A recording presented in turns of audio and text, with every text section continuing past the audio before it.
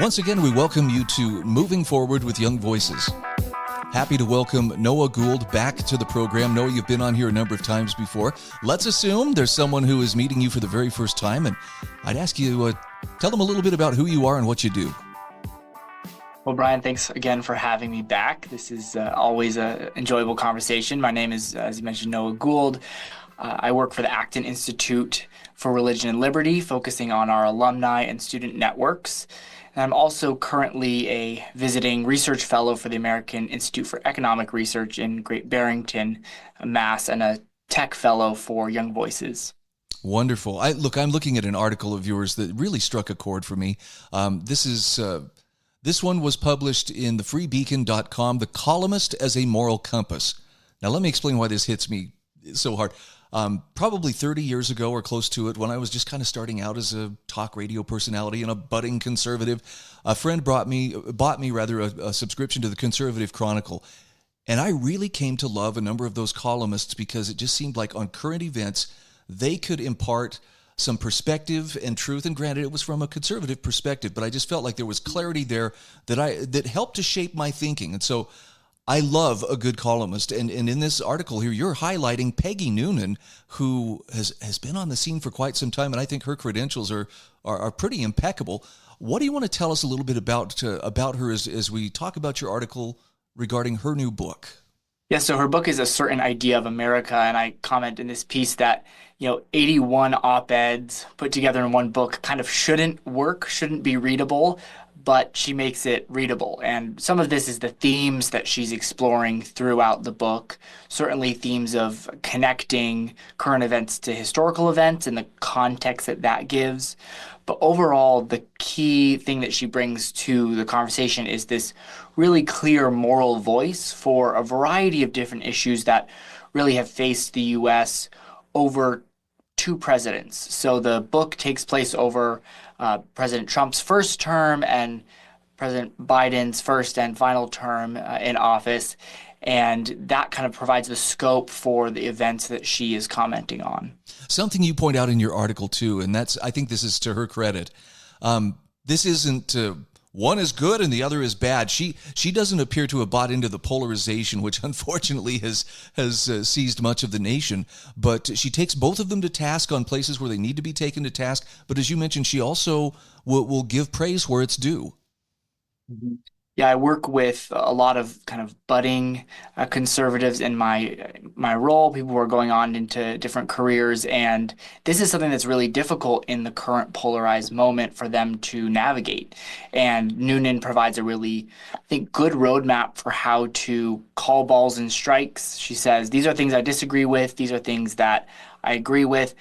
I think it really becomes right now, if you criticize personalities on either side, you either get pegged one way or the other, and she, I think, really provides some clarity on different issues. She's really not a fan of Trump or Biden, but she kind of critiques and gives praise when due. And as you mentioned here in your article, it's not like this is just a list of, okay, here's the chronological way these current events happened. She does a very good job of connecting the dots of how those events shape the direction that ultimately we go as a nation, as a society, and also how they echo sometimes things that came far before us. Yeah, I tried to ask the question of why is her work so insightful in the kind of moral bearing she's bringing to issues, but doesn't go into moralism, right? This kind of finger wagging preacher from the op-ed world. But I really think that it's this rootedness in history that she's bringing in these themes throughout. She really gives best examples through bringing in historical facts and events. If you think back to one of her most famous speeches that Reagan gives, she was a speechwriter for Reagan for many years.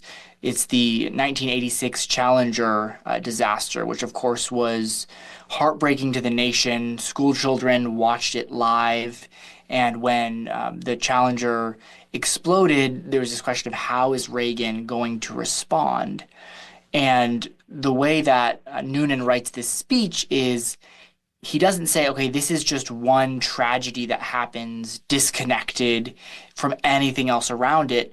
This is this many years after Sir Francis Drake dies at sea. So she has this great line where she compares it to Sir Francis Drake. So exploring the New World, this sailor, in the same way that they were exploring the new world of space on the Challenger. And so that gives this event a meaning and gives it kind of a context and a purpose that brings it out of just what happened today, what happened yesterday. And that's what she's doing over and over in her columns, is connecting it to historical events, connecting it to religious ideas, and giving a bigger context. Noah, when she talks about a certain idea of America, obviously there are some competing visions at work, and always have been at work, in shaping, who we are as a nation. Is there a particular type of nation that she sees us as, or is there something that she a particular goal that she sees that we're aspiring to? Yeah, so she does offer a vision for that. One of her op-eds is entitled "A Far-Sighted Conservatism." So she wants a conservatism that's focused on principles and lets that govern the day-to-day kind of governing, rather than the opposite, day-to-day decisions that are governing the wider strategy. And so she is principled on things like free markets, on things like free speech. She is bringing back to those principles. There's also a theme in the idea that she's presenting of America of the little things are the big things. So the little habits and practices that we have, the importance that that bears out on kind of our national identity. She critiques John Fetterman for his wardrobe in hilarious fashion, showing that what may seem just like a silly detail really does show, okay, senators and representatives showing up to their job, ready to work, and what they wear shows that attitude towards their work. She also has a real kind of takedown of what happened during the Uvalde shooting and the police officers not going into the building when they should have, literally holding people back from going into the building. And she says, this is a problem of our character, our personality, what we call ourselves to as professionals, and that's going to bear out when it really matters. And so the little things becoming the big things is a theme for her. And it's something you mentioned here, and I'd love to get a little bit of an expansion on what you mean when you say she is certainly no ideologue. What is it that makes an ideologue what they are? Yeah, so Russell Kirk has a great distinction between ideology and principles. So an ideology tries to create this set of things that encompasses the whole world, that squashes the world into your view of things, versus a set of governing principles that allow you to approach the world but have enough flexibility to be able to have an openness.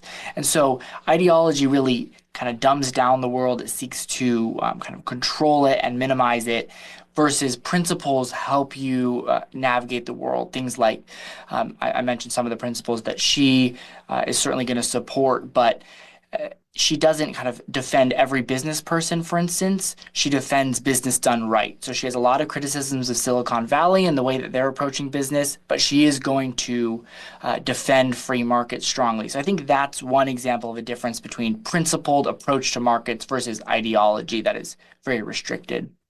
I think you do a wonderful job of making me want to read this book. I assume others who read your article are going to come away with a similar conclusion. And if for no other reason, Peggy Noonan has had a very focused eye on what's been happening in this country for a very long time, 40 some years now. She's got something worthwhile to say. We're talking with Noah Gould. Any final thoughts you'd like to add, Noah? Yeah, absolutely. It's a great book to read. And even if you have points of disagreement, I think her perspective is really worth grappling with. All right. See, this is the thing I love about visiting with contributors like you. We sometimes forget it's not an all or nothing thing, right? Sometimes I think people think, well, if I'm going to discuss something, somebody's got to win. No, we could actually all come away better just for having had the discussion. Where can people follow you, and where can they find your social media information, for instance? Yes, so you can find more information on our work at acton.org, and then I'm on X at Noah C. Gould 1.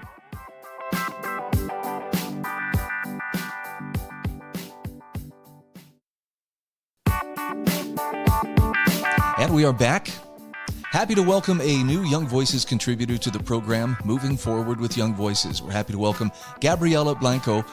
Gabby, it's great to meet you for the first time. Take a moment here and tell us just a little bit about who you are and what you do. Thank you. Yes. Well, my name is Gabby. I was born and raised in Havana, Cuba. I've been in the United States for 5 years now. I live in Austin, Texas, and I work with the Dissident Project. I'm one of the dissidents that gives out testimonies in schools and talks to high school students about what it was like to grow up in a totalitarian country, how I escaped that, what I'm doing here in the US, and we're just hoping to reach younger audiences and educate kids on the effects of socialist policies and what that did to our countries. So that's what brought me here today. All right. Well, I'm looking at an article that you've written that talks about tariffs and sanctions, which I think a lot of people are starting to pay attention to here of late. But it's specifically in the context of how these are the long-term solution for Latin America. And before we get to the solution that can be provided through tariffs and sanctions, let's talk about the problems and the challenges that we're hoping to address throughout Latin America. Yes, absolutely. So I wrote this article in response to the escalating situation that we've seen in Latin America when it comes to the economy collapsing, the export of criminals, and just people of that nature more and more, the mass migration issue that we've had in this region for such a long time. So it really, the talk about these tariffs, and I say the talk because it's still a developing story, right? So we still don't really know what's going to happen there. So it kind of came at a great time. And it just presented, just even the conversation on tariffs, a solution that I saw, and I wanted to kind of talk to people about and put these ideas out there, how it's so necessary to put an end to what these governments have been doing and the countries that have been pushing these failed socialist policies that have resulted in this higher crimes and economic crisis and just mass migration, how it's so necessary that we stop providing them with the benefit of free trade with the US that has enriched them enough to get them to this point where they are so powerful and where they're just completely taking over their countries. And we're already seeing results from just these conversations. So I was very happy to see that, and it kind of presents a hope for us that come from Latin America and the Caribbean that have felt the effects of these policies that have gone uncontrolled for so long. And now it finally seems that we have a president in the United States that is willing to tackle those head on and is not afraid to let these countries know that, a free trade is not a right and it shouldn't be. It's a partnership, and both parties need to, understand that. And it needs to be an ongoing agreement. And so it's definitely not a right. And so I was happy to see that. And I'm also happy to see the effects that are already coming from that in Latin America, although, again, it's too soon to tell. But it does seem that we are getting somewhere that we haven't been before. And it's great to see that. I love that you take the approach of we're looking for long-term solutions as opposed to, well, here's the solution, but it's, it's a quick fix and it could either be easily undone, when if a new president were to take office, or for that matter, if the circumstances were to change, in the countries on the receiving ends of those policies. Talk to me about why sometimes we need to look more at the long term than just simply what the short-term effect is that we desire.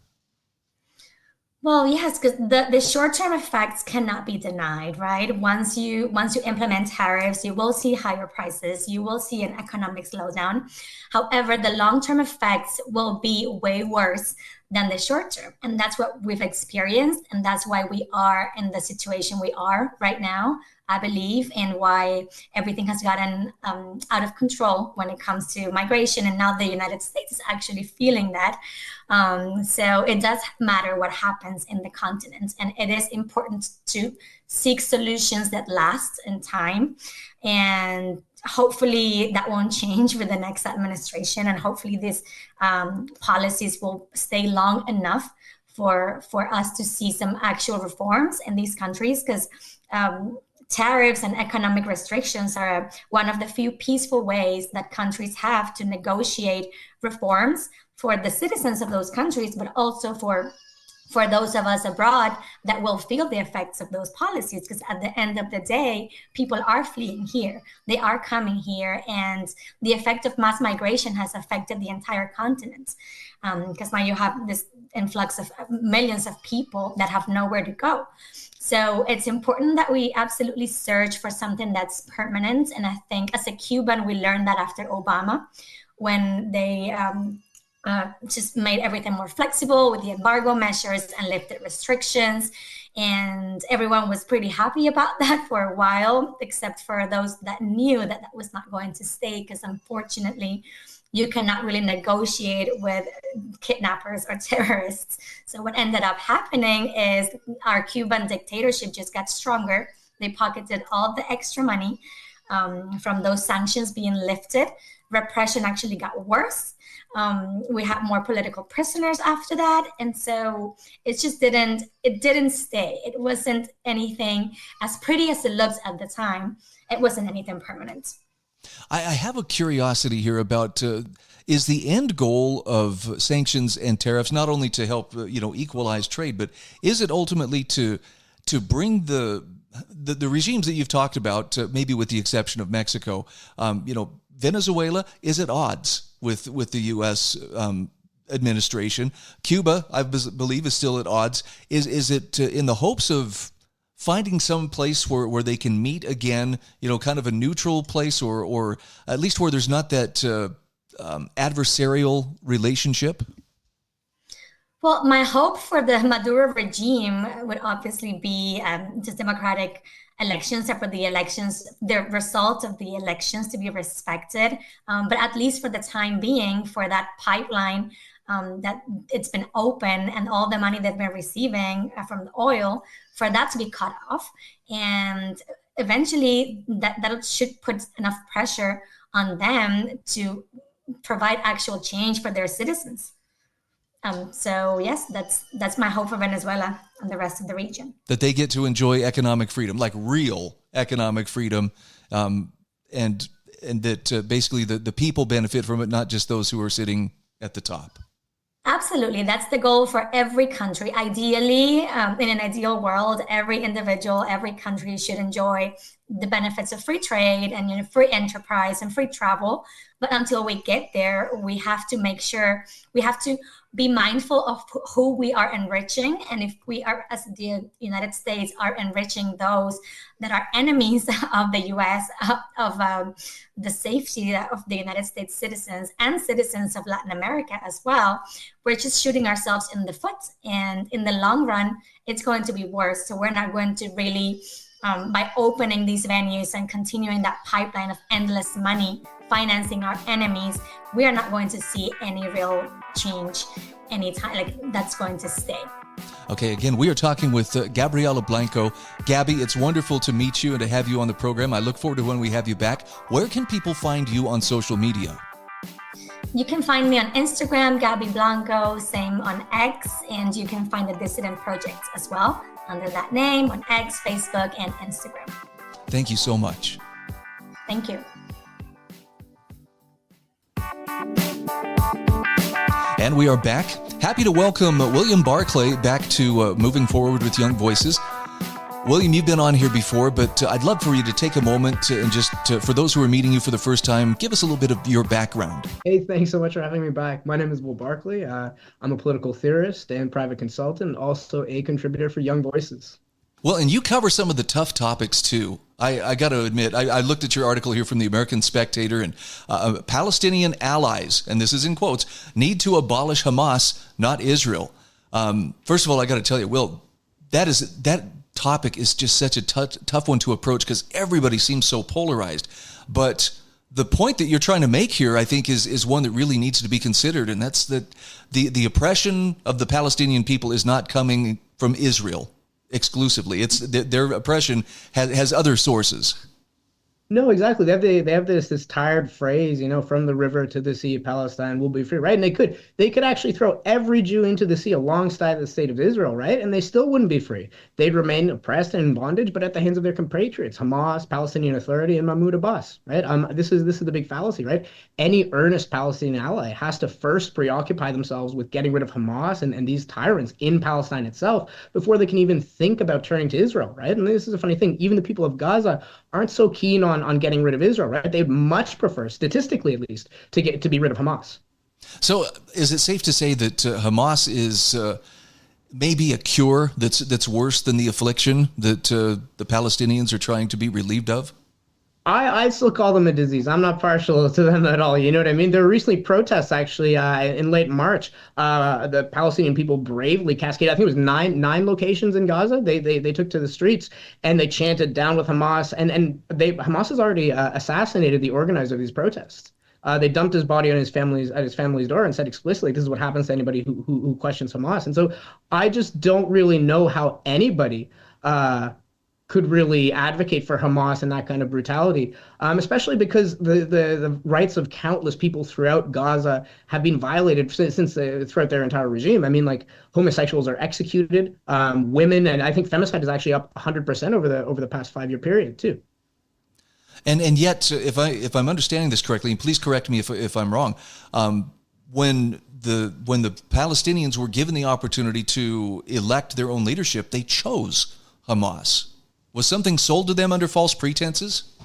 I think in a way, but I think in a way they've had to live with their own decisions for far too long. I think it's now 72% of Gazans believe that Hamas and its government institutions are corrupt, which is funny. Like we've all known they've been corrupt since the beginning. I just think it's kind of the ramification of these decisions and have really come home to bear. I think that the people of Gaza are disillusioned not only with Hamas, though, it's the entire Palestinian leadership. And so we can see these problems are kind of endemic throughout all of Palestine, the lack of infrastructure, the severe human rights violations, and just the poverty and the damage that has been inflicted upon the Palestinian people, not by the state of Israel, again, but by the Palestinian leadership itself.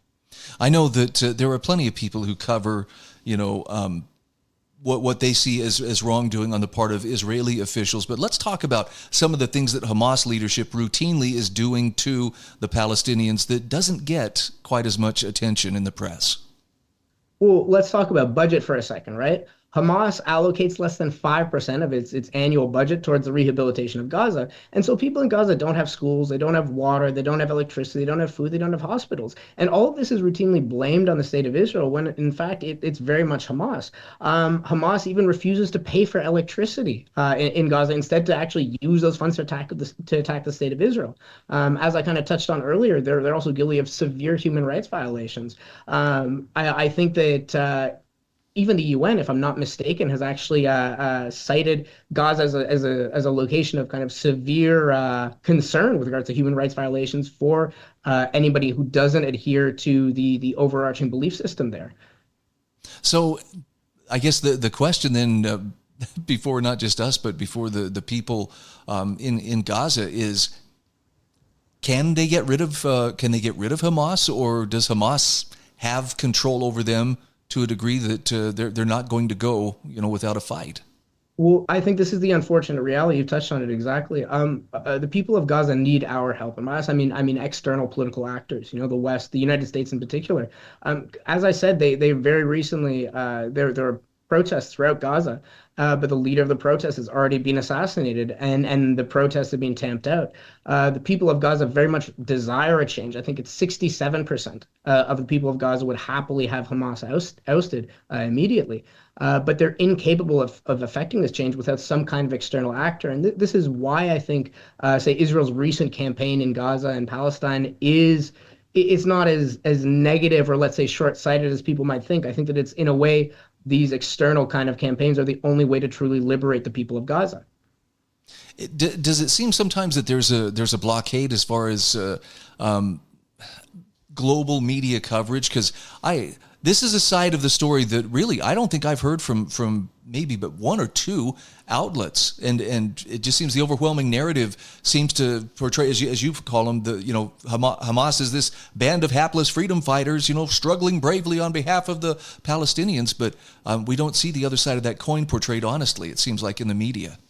No, for sure you don't, because it's not romantic. It doesn't sell. I think at the end of the day, you've obviously seen Star Wars, right? I think that this is the paradigm that's being used here. Israel is routinely labeled as the evil empire, and Hamas, again, this valiant band of freedom fighters, the Rebel Alliance, right? And so it's a very effective narrative. It's very popular. It sells. And I think that the fact of the reality, if you turn around and you say, hey, well, the Yankees are actually kind of the good guys here, for instance, it doesn't really sell. People love hating the evil empire and the Yankees in the same way that they've grown to love hating, let's say, the rich white male as the source of all problems. And what is, let's say, the state of Israel or kind of like the Jewish person currently, but that archetype, let's say, I think that the Jewish people have been relentlessly misconstrued as a rich white homogenous mass, and so they've been fitted quite happily into this archetype that's been used to discredit their plight and all that they go through, and to label them again as the enemy and the source of the conflict in Israel and Palestine.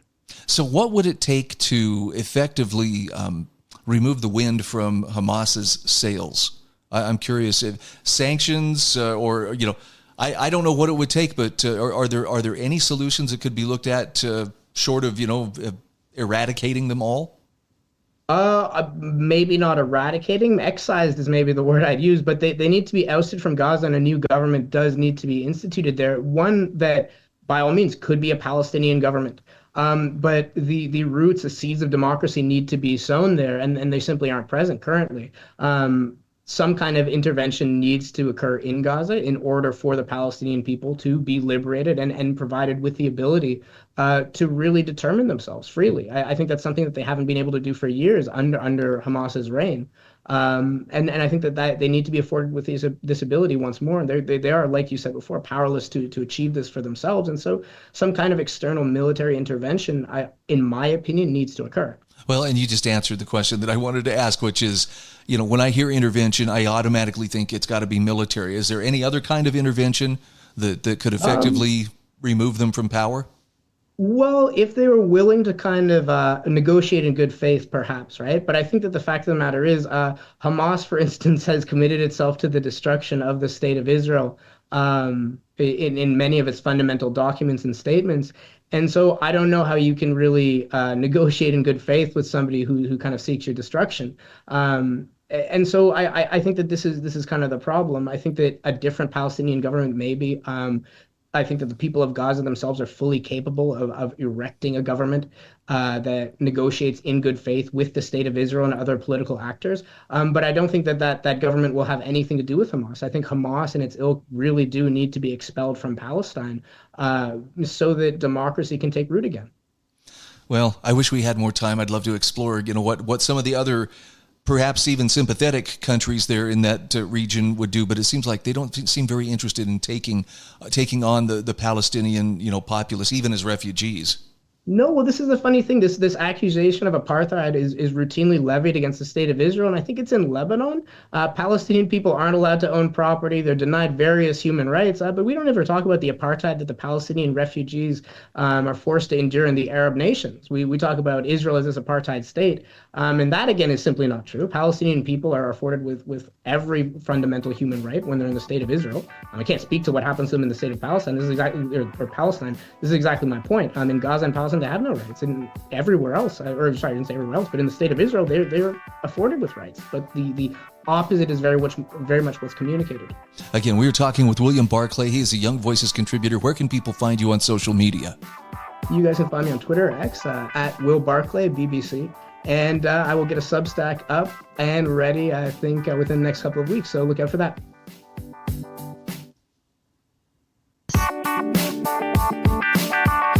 Welcome back. This is our fourth and final segment today on Moving Forward with Young Voices. Happy to welcome Jacob Lane back to the program. Jacob, I know you've been on here before, but for the sake of those meeting you for the first time, tell us a little bit about yourself.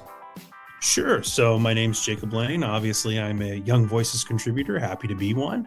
I'm also a Newsmax insider. So I appear semi-frequently on Newsmax's website. We just went public last week, doing great. And I also serve as the chief of staff to Richard Viguerie. And for those of you who have young listeners, Richard Viguerie is the sort of the godfather of direct mail. So all those things you get in the mail asking you for money, that's my boss's innovation. So you can thank him. All right. Now, I admit I knew that CPAC had been taking place here a couple of weeks ago. I didn't pay as close attention as I probably should have, but you have a wonderful article here from Newsmax about the energy of CPAC 2025 and how it needs to be nurtured to grow the GOP. One thing I have to ask you about, Jacob, is to my eyes, not just with CPAC, but generally, I am seeing a surge of young energy coming into the conservative ranks. Talk to me about that. Are you seeing that too? Absolutely. And one of the things that I really noticed this year is that it's cool again to be conservative. It was with Reagan, and Trump has brought that kind of energy back into the movement. And something I talk about in the piece, I talk a little bit about the dark days of the Republican Party. And what I'm referring to is the days when I could first vote. My first vote was actually for John McCain in 2008. And in 2012 with Romney, when the party was sort of struggling to get young people active in it and to appeal to more of a broader audience, to get more Latinos, to get more Asian Americans, to get more African Americans in the party. But that's not a problem anymore now. I mean, the energy, Brian, at CPAC, it was electric. I mean, for every speaker too, obviously, when Donald Trump speaks, the room just goes wild. And at CPAC, it was just like on steroids. But even for someone like Tom Homan, who's the border czar, I mean, you should have seen the thunderous round of applause the guy was getting because, thank God, he's taking care of a problem. But not just Tom Homan, though. Elise Stefanik got a very warm reception. I mean, every speaker there, and like I said, it was just, you could just feel the energy in the room. And it's unlike any other CPAC I've been to, and I've been to going to CPACs now going on 10 years. When you mention the names McCain and Romney, I kind of have a little visceral reaction because I think of them as those are two perfect examples of what I would call the uniparty, meaning politicians whose their words may sound conservative and they'll reflect whatever audience they're speaking to, but their actions as they have held office, especially as legislators at the federal level, make them almost indistinguishable from their Democratic counterparts. They're comfortably in that uniparty middle where we're not going to offend anybody on this side or anybody on that side. Whereas it seems like Trump and so many of the people who he has surrounded himself with, it's not that they're going out of their way to offend people, but just they're not willing to compromise in such a way that it's so important that we keep everybody happy. No, it's like they're more concerned about sticking to their principles, keeping their word, and doing what they said they would do. Yeah, well, let's dig into that a little bit, Brian. I mean, look at the border. Look at how much we were talking about the border before the election. It seemed every day we were seeing hordes of illegal aliens, I mean, essentially invading this nation. And now we don't talk about the border anymore because the problem was resolved. Remember, they kept telling us, all we need is resources. All we need is resources. No, all we needed was a new president. And that's why we're not talking about it anymore, because Trump's taking care of the problem. Let's look at the tariff issue. Like I said, McCain was my first vote. So I really grew up, during the Obama presidency. Obama, the first thing he did when he got into office was bail out the banks, and quite frankly, the same people that caused the economic downturn. So he was rewarding those people. But look at Trump. Trump really doesn't care what's going on at the stock market. He cares more about what's going on Main Street. And I can tell you something from a lot of the participants at CPAC, that they're with him on these tariffs because they're saying, look, we understand that stocks are taking a hit, but you know what? We care more about Main Street. We care more about making sure that jobs are available for future generations. And I come from a part of the country. I was originally born and raised in Illinois, right in the heart of the Rust Belt. And I can tell you that people in my neck of the woods, where I'm from, this is words to their ears. Finally, they have a leader that's looking out for them and not looking out for the invested interests of Wall Street. No, and something else you mentioned here too is, the stereotypical Republican Party. Oh yes, that's the white frat boys kind of fraternity here, or that's the kind of people you would expect to find. But you are seeing a lot of diversity, and I mean that in the good sense. You're seeing people of all different ethnicities, and I'm just curious, in your opinion, how have we overcome that? Hey, this is only this is the country club, and it's only for the good old boys. It seems like that tent has actually brought a lot of people in, and not under false pretenses. No, and like you said, I write about this in the piece. CPAC really was a microcosm of America. It was no longer dominated by white frat boys. There are people that just looked like me. There were Latino Americans there. There were African Americans there. There were Asian Americans there.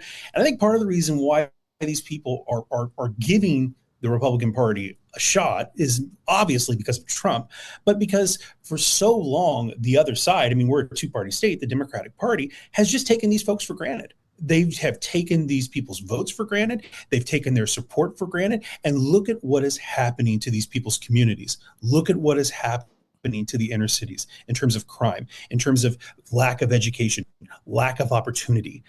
Many of these people have felt firsthand the disastrous effects of Democratic policies. So they're saying to themselves, gee, this guy Trump, I know the media wants to make him sound like a really bad guy, but I'm going to try, I'm going to take my shot with him, see what he can do. He can't do any worse. And Trump said that all the time on the campaign. He's like, look, how can I be any worse than what you've already got? So take a chance on me. And thank God people did, because I think this is a winning coalition moving forward. If we can keep this coalition together for the next election, we can accomplish some great things. One of the things that I did notice from clips that I saw from CPAC is there's a pride there that has kind of been missing for the last 4 years. And I don't mean that, over the top, chest beating, we're better than everybody else, or I don't get much better than me kind of pride. But you get the sense that Trump and those with whom he surrounded himself actually love their country or are proud of their country and want to see it succeed, as opposed to, I always got the feeling from, and this started back in the Obama administration, that there was a kind of shame. Well, yes, we're Americans, but we're working on fixing that. And it's like, really? What are we trying to overcome here? Well, and the great thing about Trump and company is that we're finally, we're putting our country first. We're putting our taxpayers first. We're putting our citizens first. And there's nothing wrong with being a global citizen. I'm all about cooperating with other countries. I hope many of these countries that have reached out to the Trump administration wanting free trade deals, I hope we get free trade deals with them. I think the world works better with that. But at least it's free and fair trade. And we are putting our country first instead of the other way around, which I feel that a number of administrations before Trump have been doing that. Okay, one quick question for you to end things on. How do you keep a coalition like this together? It's impressive that Trump brought the coalition together that he did. Now, how do you make it last? Well, I think Reagan said it best. He said, there are no easy answers, there are simple answers. And the simple answer to that is Republicans need to do what they promised. Look, we had a loss in Wisconsin earlier this month. I'm not happy about that. That race is going to have some implications in terms of congressional seats and a lot of other stuff. But that's one. We are in this for the long haul. Republicans, keep your promise. The border, the economy, making America tough again on the world stage. You keep those promises, I guarantee you voters will keep coming back to us, because you did one thing in DC that's really hard to do. You kept your word and you didn't lie. Well, that sounds simple enough. Simple enough. Now you got to do it, right? It's simple, but now you got to do it. So. Again, we're talking with Jacob Lane. Jacob, where can people follow you on social media? Where can they follow your work? Sure. So I'm relatively new to Twitter, so I'm a newbie. So Jacob Lane USA on Twitter. And you can follow me at Newsmax. I write a column entitled For Our Kids, and I appear there semi-regularly. All right, Jacob, great to visit with you. I look forward to our next conversation. Thanks. Likewise, Brian. Thanks a bunch.